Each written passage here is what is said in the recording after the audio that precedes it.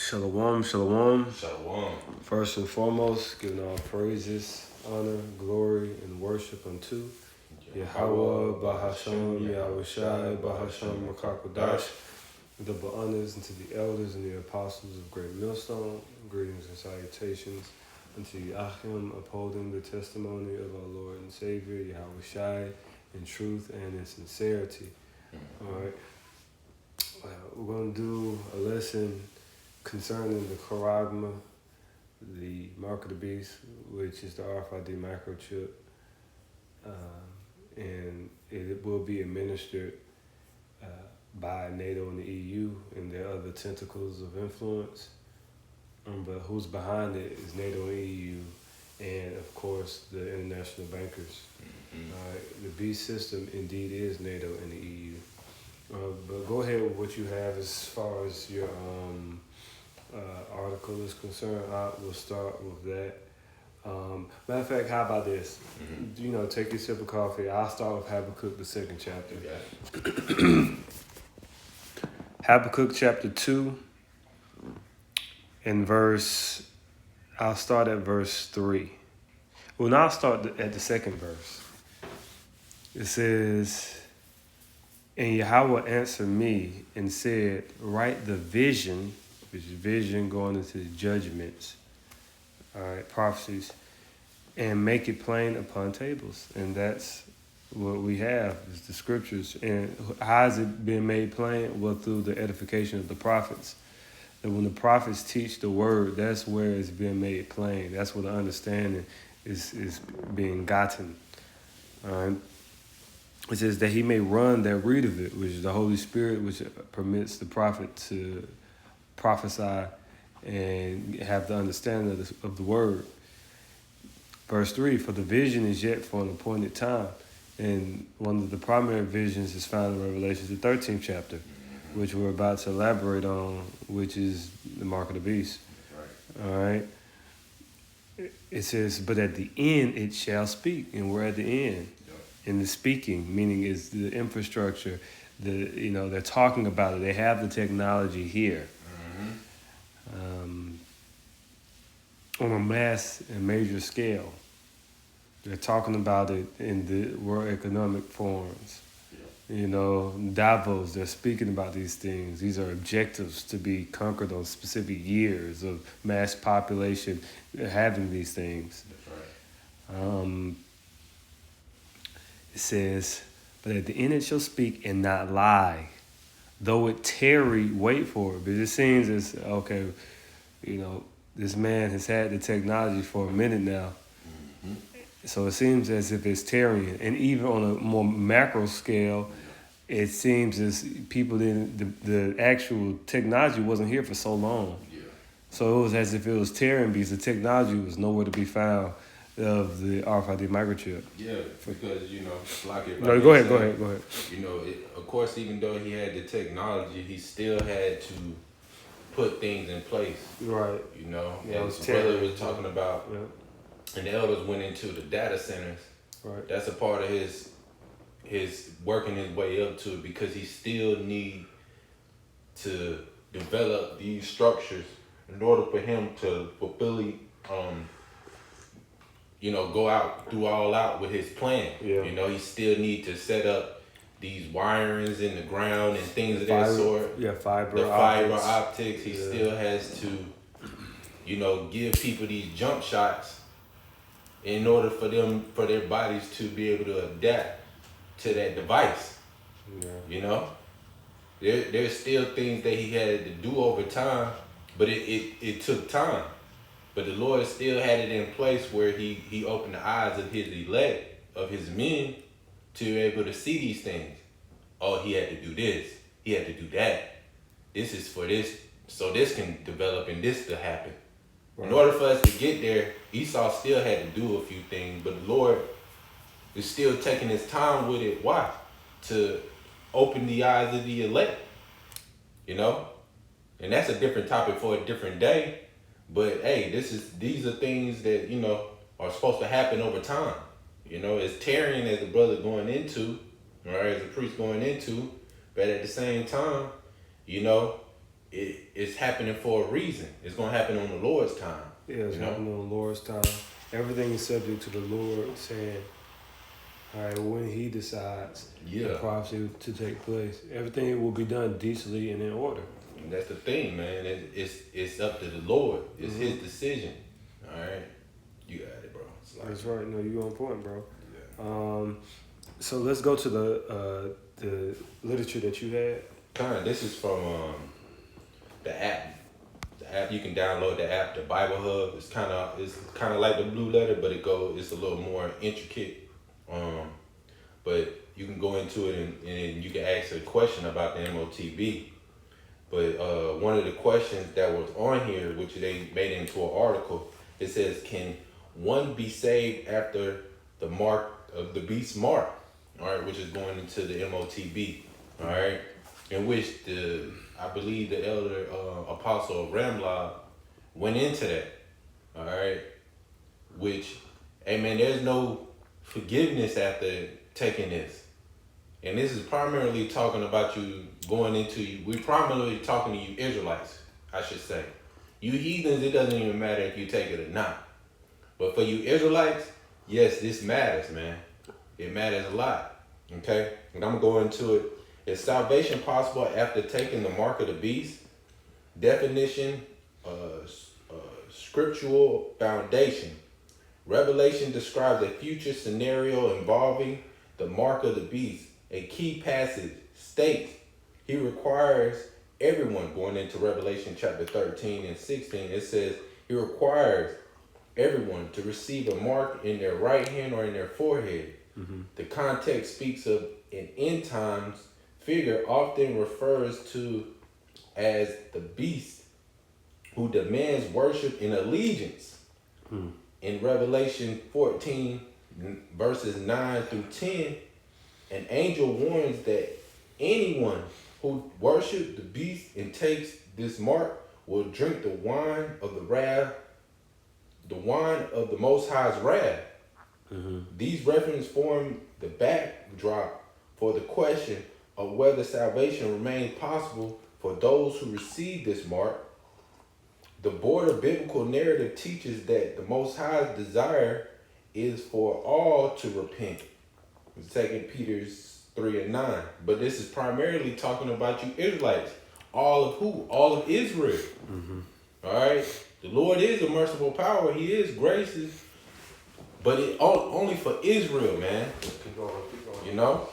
It says, still Revelation's language about those who take the mark is served in final in tone. All right? So the Lord is making it clear.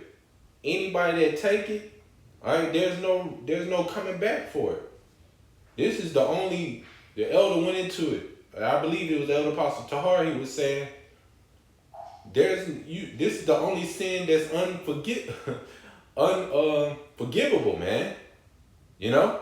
This is one of the only sins that's unforgivable, man.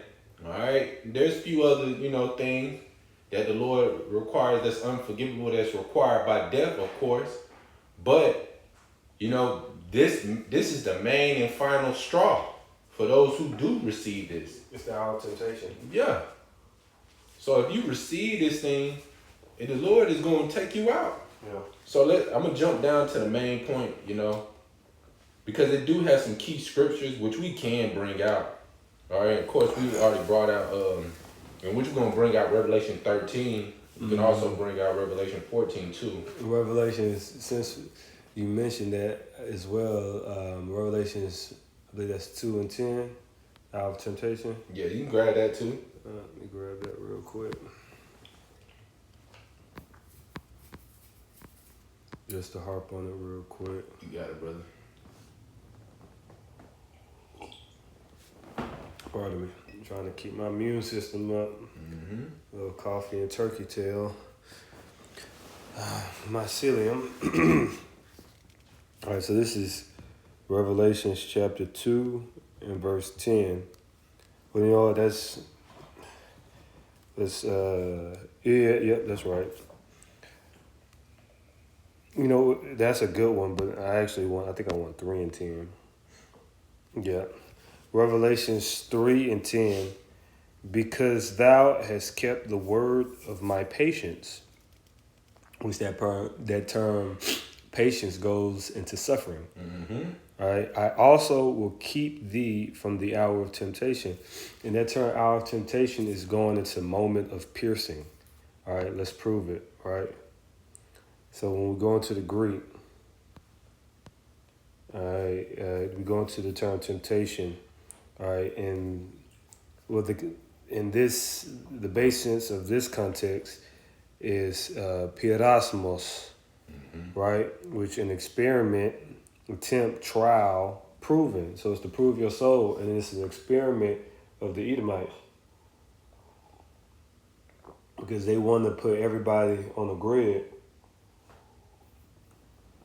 have total control. Yep. You know. All right. So when we go into the root, enticement to sin. All right. So we go to the root word of that, and that term hours, ora, in the Greek, which means moment or hour. You can say hour, which means like moment, period of time. Yep. You see, ton or of ton, meaning of. All right. And then, as you see, pierazo, which is temptation. All right? Yep. And then see to attempt, well, pardon me, to try whether a thing can be done. Okay. And then also going to the root word of that, piera, which when you go into the root word right here, you can see right under part of speech, root word etymology.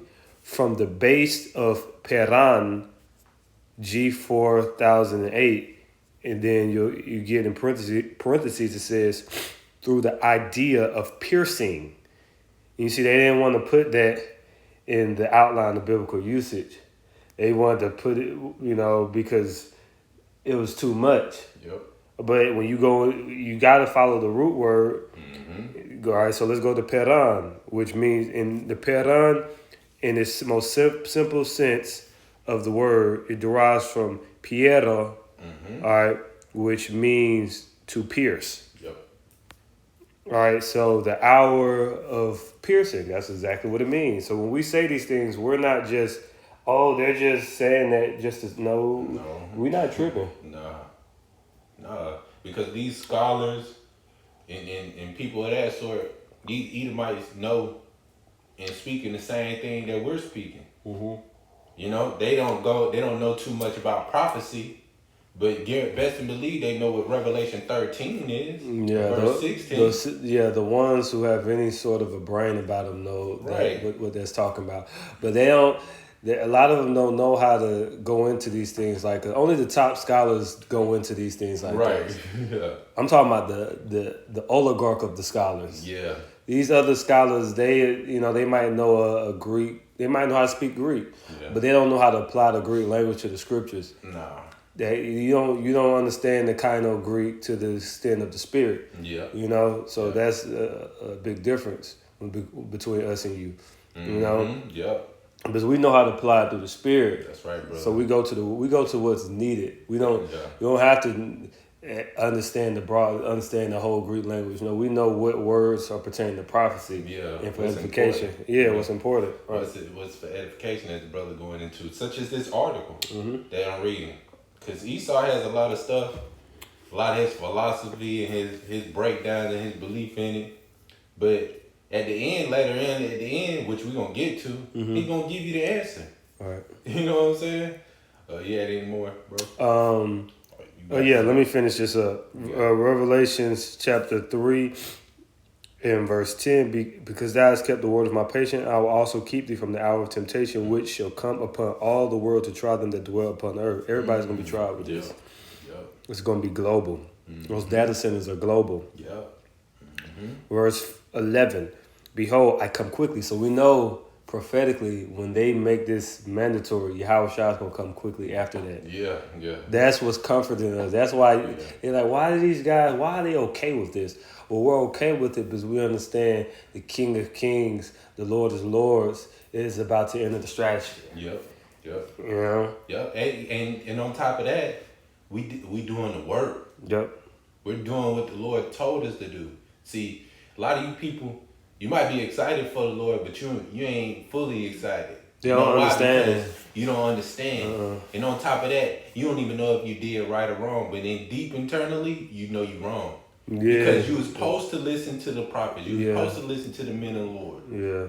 You know? In which that's a different lesson for a different day. But Right. hey, man, it's You're still right. a cut to your spirit. You're right. You know what I mean? And all these other camps who said the mark of the beast is not the microchip. It's June. And it's June. We in June now. And you still saying it's not the microchip and it's Yeah. June? Number 6 on the calendar, right? Yeah. It's June. It's June. And there's some microchips. You know what I'm saying? Yeah. Let's see. In continuation, it said, "Behold, I come quickly." In verse 11, "Behold, pardon me, hold that fast which thou hast, that no man take thy crown." So the elect, their crown, their glory is going to be with the Lord, because the elect are not going to receive of the mark of the beast. That crown, like you said, that glory gonna be with Yahweh Shah. Mm-hmm. You know, which I can grab that too. Okay. I'll grab it real quick. This Revelation chapter 20 and verse 4.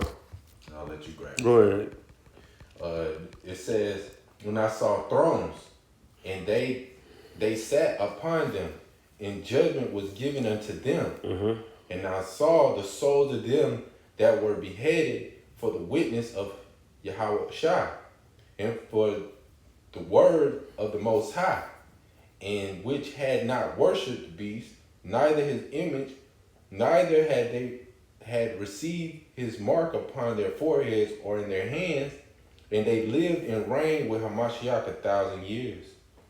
So ultimately, yeah, man, these are the same ones, all right, that's going to make it through, that didn't receive it. This is what's going to happen. They're going to reign with Yahweh Shah.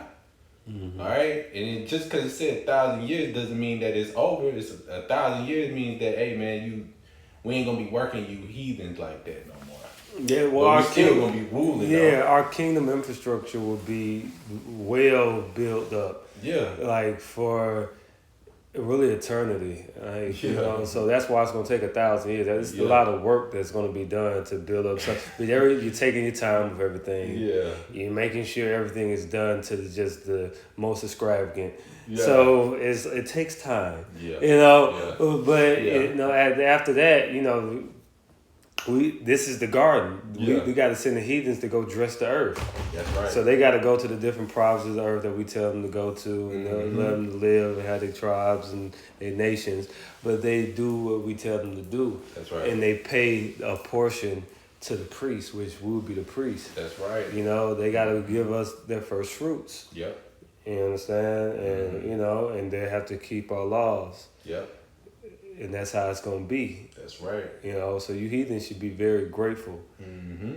You know, now Esau, Edom, you should be grateful for the Lord gave you, but you're not getting anything in the kingdom. After that 1,000 years, you go read the book of Obadiah. Yeah. You know what I'm saying? That's for Esau, Edom. Yeah. But the other nations, they gonna go back to where we tell them to go to, and they're gonna be told what to do, Yep. and they'll prosper because of that. Yep. Somebody get out of line, they'll be checked. Yep. And that's just how it'll be for eternity. Yeah, But they're going to get the picture eventually. Yeah, I mean, you might have 1-2 billy goats out, every now and then, but the heathens, for the most part, they're going to get the picture. Yeah. Yeah. They gonna get it. Yeah, they'll get it. That was it on that one. Right after 13th chapter. Okay. I can grab it. I'm already there. We got it for the people. This is Revelation chapter 13 in verse 16. And he calls all, both small and great, rich and poor, free and bond, to receive a mark in their right hand or in their forehead. I mean, he's calls the Goyim, which means peoples of nations. You know, all Gawarium essentially can go into like all nations. Mm-hmm. You know, it depending on the context, it could be talking about a specific nation. Yep. You know, but it means peoples. He gonna cause everybody like cattle. It also could mean cattle. Yeah. The apostles go into that. Yeah. And so he's gonna treat these people as cattle and try to tag these people. Yeah. See, that's the darker side of that word. And he's the darkest man. Everything he does is base. Yeah. So that's a base move for him to make.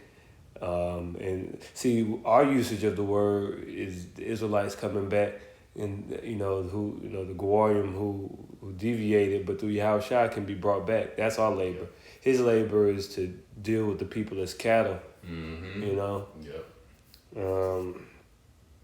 Well, he's a man of the field. Yeah, he is. That's a fulfillment of biblical prophecy of Esau. Yep. Mm-hmm. Yep. I can continue on. Go ahead. And that no man might buy or sell. Yeah, so with that device, it's not gonna be any more cash. It's not gonna be any more physical currency. Yeah. Right? Everything is gonna be on that device. It's gonna be on the grid. So what you pay, what you owe, what's taken out, you have no control over that. Yeah. You have no control. You're not gonna be able to complain to some AI bot who's talking to you through your New World Government Bank. Mm-hmm. Yeah, it's like that movie Mercy. Yeah. You seen that movie Mercy with I forgot his name. The actor, but he had to sit in that chair, and his judge was AI. Yeah. And pretty much he had to prove that he was innocent, that he didn't kill his wife. Mm. But AI had to make the judgment. But AI's calling the shot. Yeah, the AI is calling the shots. Which Esau controls AI Yeah. anyway.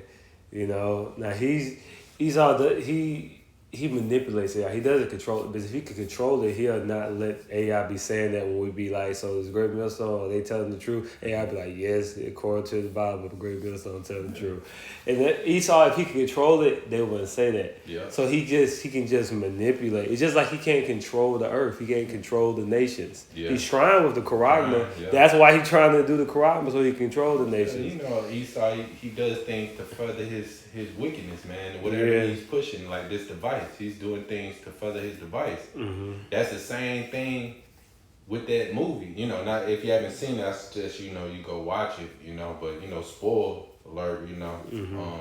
At the end, he ended up finding out that the only reason why the court even exists, they had to set up some man and kill him and throw him in prison just so he can further the device, or that the mercy court. That's the same thing Esau doing with this device. So they had to kill somebody so they can even set up the mercy court. Yeah. Yeah, that's righteous. Some random homeless guy looked like he bugged out. You know what I'm saying? They killed him? And they killed him. Like somebody that people don't even care about. To sacrifice? But he found out about it. Well, they knew, whoever knew at that time knew. But he ended up finding out about it because his case was centered around, the main character, his case was centered around that guy. Yeah. They made it seem like he had nothing to do with it, but the whole thing, his situation was his case was different because they killed his wife, but he had to prove that he didn't kill his wife. And then, long story short, he ended up getting to the point where he ended up having to figure out that the whole reason why they even set up the mercy court and started with him was because this guy was actually innocent, that they ended up killing. So it was all just a ploy and a setup. Just to see if the case of the court will work or not? Yeah, just for everybody to be on board with it. Oh, that's wicked. You know how Esau do it, order out of chaos? Yeah. Yeah, he do things out of chaos. Mm-hmm. That's what he's going to do with this MOTB. He's going to further it, man. He's going to do things to push this MOTB. Oh, well, y'all need it. All you people in these large cities on top of each other, you have no idea what type of hellhole a major city is when resources are taken away. Yeah. When travel is significantly limited. Yeah. When you can't get on the main roads is a no-go for you. Right. Do you know how doggy is going to get in these major cities? Yeah. People gonna be cold. The love of many shall wax cold. Yeah. You know how it is. It's gonna be. These people gonna think they need this device. They gonna think, hey, man. These people gonna. Oh, you can't steal out the store now. But that's beneficial for us. Taxes won't go up. Yeah, they're not going. You already at this point. You done gave every right up. Yeah, it ain't gonna be no food in a lot of these stores. Right. They're gonna be empty. You gonna have to deal with actual famine. Then they gonna guide you. Oh, you can get some little food patties from if you get the Karagma. Yeah. If you get the Karagma, you can go to specific stores that the government controls. Right. A lot of these other stuff, you go. Oh, I can go over here to get my watermelon. Ain't no watermelon. Ain't no That watermelon. guy ain't gonna be out there with his truck with a bed full of watermelons anymore. Yeah, no. You ain't gonna be able to do that no more. You know what I'm saying? You won't be able to go to your farmer's market and get what you want anymore. It's gonna be obsolete. Yeah. That's how they gonna get people with the Karagma. Yeah, he gonna get you folks, man. Yeah. He gonna fall for the okie doke, man. Believing in this damn devil, man. Yep. The cities would be better. There'd be no crimes. Esau is the head of the crime. Esau is the top criminal of all time. You talking about ain't gonna be no crime. No. People still gonna commit. These people are crazy anyway. Yeah. It's always gonna be crime, Mm-hmm. right? See, that's why the Lord's gonna come quickly because it's gonna be chaos. A lot of people ain't gonna try to take the Karagma, you know, and really, if you take the Karagma, you're gonna have to live in certain areas. Yep. You're gonna have to live in the inner city most likely. Yeah, 15-minute cities. Yeah, and they'll set up probably beds, like cubicle type things for you can have as a house. Smart houses. Smart houses, and they'll set the motherfuckers up all over the place. Yeah. And then you'll live, and you have your Karagma, and you might have a little power if they let you have some in the cubicle. Yeah. And then that's gonna be your life. And then the food gonna be scarce. Eventually, even that food is gonna dry out when the war comes because their plan is not to sustain you people. They really want you dead, but they can't just come with just mass killing people. Nah. It's easier to just deceive people into getting the society to a certain situation. You make it seem like it's your fault. You don't know why you that way. They gonna point fingers at the people. Like it's your fault. There's social credit, like in China, man. That's the accuser. That's what makes Esau Satan. Yeah. Yeah, we just went into that yesterday. last night because that's the term Satan means accuser. Yeah. So he's gonna accuse you to your face. He's gonna be like, it's your fault. It's Meanwhile, it's all his fault. It's his fault. He did everything, and he's just gonna point the finger at you. It's your fault. It's your fault, Esau. You shouldn't have jaywalked. You shouldn't have walked past that fire exchanger. Or why don't we have no water? Because all the damn data centers. Whose fault is that? Yeah, he gonna look at you like it's your fault. No, you set up the data centers. Yeah, you wasn't supposed to take a shower on this date at this time. That decreased your credit. Now you got a point. Now you more in debt. You got fees, fines. Because but wait a minute, who's the reason why it's the shortage on water? Esau was the data centers. He a devil, bro. It is a shortage on water. You cannot use well, that's because you're using water for your data center, which is bringing toxins to the earth. Yeah, that's why these people, man, they gonna live in these smart cities, living in these smart houses. They gonna mess their credit up. They won't be able to enter into their house. They won't be able to cut on their water. They won't be able to open their refrigerator. Yeah. To get their food because they limited to how much they can cook or eat, or they messed up on their credit. You people ain't even grasping what this damn devil is up to, man. Yeah, he up to it. I got a quick one. Yeah, go ahead. This is 2 Corinthians 2:11. Least Satan should get the advantage of us, for we are not ignorant of his devices. Yeah, we aren't ignorant on what he's trying to do. I mean, we can just sit here and imagine all day the limits of what Esau can actually do. You know, even though some of it is, there's some of this stuff Esau is actually setting up in the woodwork, but he can be even more of a devil of it. You know what I'm saying? Well, that's why the Lord gonna make his time short. The limits of what he gonna do is try to Karagma everybody. Yeah. And then the Lord, according to prophecy, he gonna get shut out for trying to do that. He doing too much. Yep. Yeah, that's exactly what it is, bro. Yeah, Lord, not cool if you charagma everybody. Nah, man. We know what it is. Yeah, the Lord that's when the Lord's gonna shut them down with pursuing the what was that? Revelations the 3rd chapter, if I'm not mistaken. Right. Right. That was it on my verse, so I can still finish off in on Rev the 13th chapter, right? Yeah. It's Revelation chapter 13 and verse 17. Mm-hmm. And no man might buy or sell save he that had the mark or the name of the beast. Right, that term mark, right? Mm-hmm. Yeah.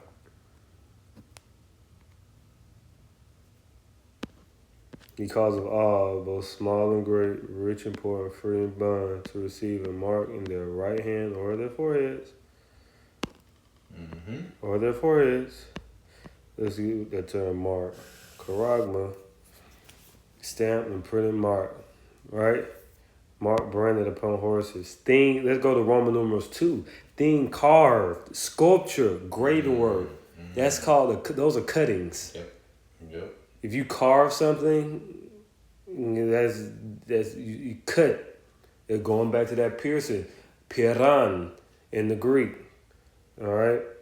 Piero or piera in the Greek, right, was to pierce. Mm-hmm. That's that term temptation.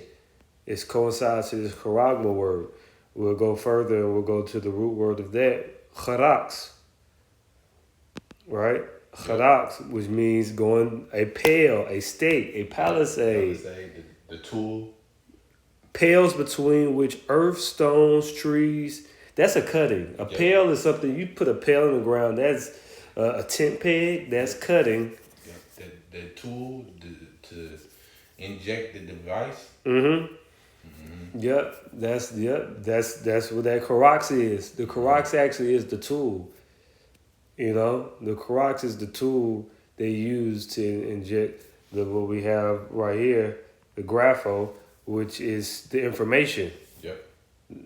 All right, the grapho meaning information. All right, is going into what's the information that's in the device. Mm-hmm. All right, records essentially. Then you go down to Roman numerals 2, point D, at the latter part of that, it says to give information, directions. So it'll serve as a device to give information and directions to those who handle you and to yourself. Yeah. You know? So this is the mark of the beast. All right? It's not what IUIC is teaching, ISBK teaching, Nation of Islam teaching, the Christian church teaching, the Muslim mosque teaching. They don't even talk about it. Nope. Muslims don't even talk about the mark of the beast. You know, the Buddha don't never talk about no mark of the beast. It's not written in their doctrine. They didn't know those deep mysteries of the future. That shows you it's just a philosophy. Yeah. The only ones who knew that deep mystery was the Bible. No other book. Quran don't talk about no mark of the beast. Because they didn't understand, because it was an add-on that wasn't sanctioned by the heavens. That's right. That's right. You know? So that mark is that chip, man.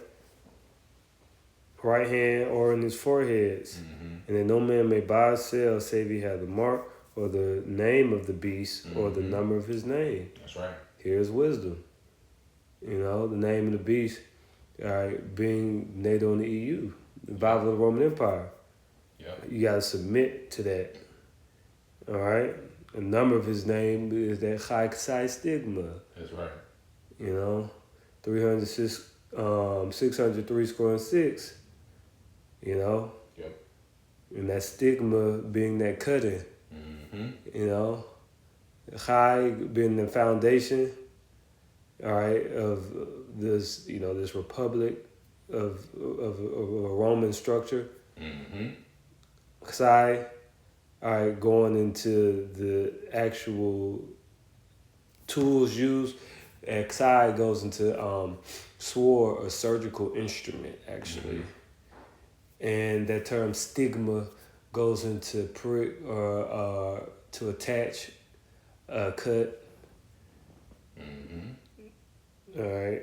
and because it's not, it's gonna stick into you, you know. And that's a part of the wisdom behind the 603 scoring 6. Yep. You know. That's right. That's right. All right. So Lord willing, this lesson was edifying. You had anything else? Yeah, I had a little bit on that article. Oh yeah, go ahead. I'm gonna jump back. Yeah. I know that was one of the points. Right. All right. So Mm-hmm. let me go back.